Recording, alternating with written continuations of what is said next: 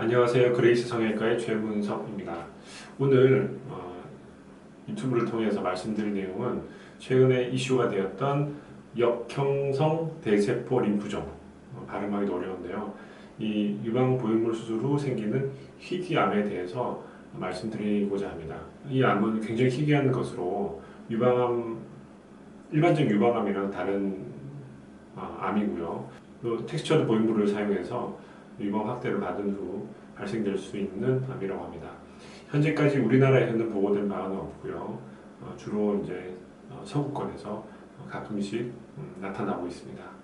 그 원인으로 지목되어 있는 것이 이 보형물, 텍스처드 보형물이라고 하는데, 텍스처드 보형물은 이 보형물의 표면이 굉장히 거칠거칠합니다. 그래서 이런 보형물을 처음에 의사들이 만났었을 때는 굉장히 좋은 것으로 생각을 하고 쭉 써왔지만, 쓰다 보니 또 과학이 발달하고 또 환자에 대한 추적 관찰을 해보니 문제가 하나씩 좀 발생되었던 것입니다. 그래서 최근에는 며칠 전에 엘러간이라는 회사에서 이 보형물에 대해서 리콜을 시행을 하였습니다. 여기서 말하는 리콜이라는 것은 환자분들이 사용했던 보형물이 들어있는 그 가슴 속에 들어가 있는 보형물을 제거를 하라는 것이 아니라, 이제 병원에 이제 비치되어 있는 보형물, 텍스처드 보형물을 이제 반품을 하라, 이제 그런 뜻이고요. 사실은 올해 초에, 그다음에 최근에 얼마 전에 프랑스와 캐나다에서는 프랑스, 캐나다, 호주에서는 사용이 금지가 되었습니다.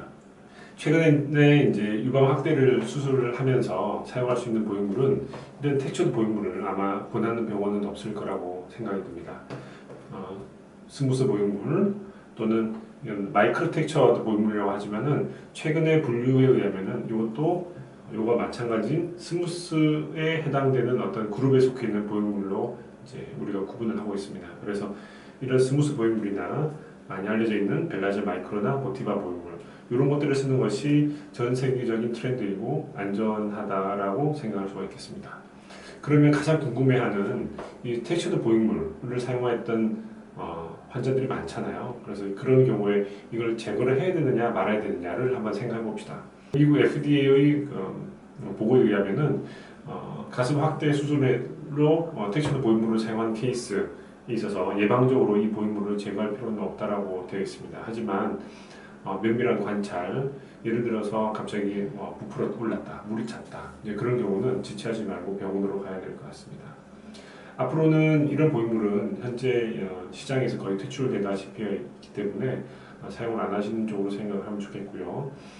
가능하면은 스무스 보형물이나 벨라젤 마이크로 또는 모티바, 이런 보형물을 사용하는 것이 좋겠습니다.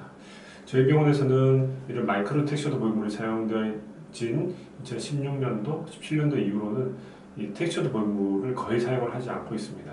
그래서 저희 병원에서는 이런 텍스처드 보형물로 좀 고민을 하시는 그런 환자분들이 굉장히 좀 적지 않을까라고 생각하고 있습니다. 미리 선제적으로 대응을 하고 있었던 것이죠. 또 개인적인 생각으로는 본인이 현재 텍스처드 보형물을 사용을 했던 케이스인데 좀 딱딱하다든지 좀 모양이 문제가 있다든지 좀 마음에 안 드는 구석이 있고 이것을 바꾸고 싶다라는 생각이 든다라고 하면은 너무 오랫동안 두지 마시고요. 최근에 나온 스무스 타입의 계열의 보형물, 벨라젤 마이크로나 모티바 등으로 이게 바꾸시는 것도 개인적으로 추천을 드리는 바입니다.